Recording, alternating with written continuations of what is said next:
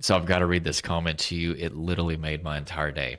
He said, I had mine for 3 months straight, talking about depersonalization realization.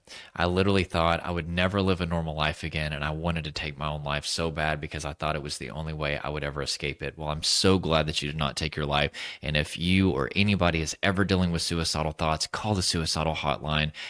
Go to the emergency room. Make sure that you get people around you, because in that state, you are very irrational and you need support. But anyway, I'm so glad that my channel was able to help you.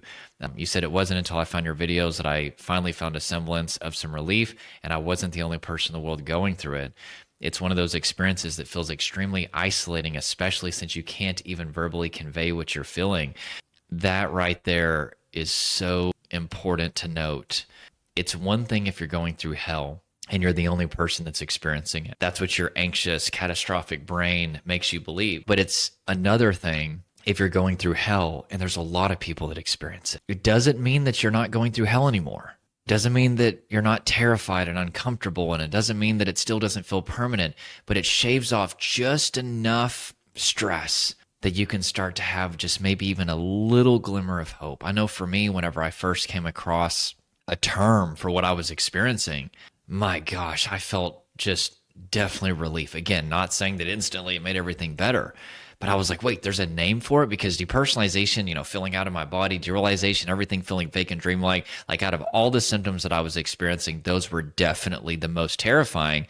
And I didn't also even know what a panic attack was. So even just getting a name for that experience was so important for me. I literally remember sitting at my mom's table, and I remember just sitting in the chair and being like, I'm the guy in my family that went crazy. I've literally lost my mind.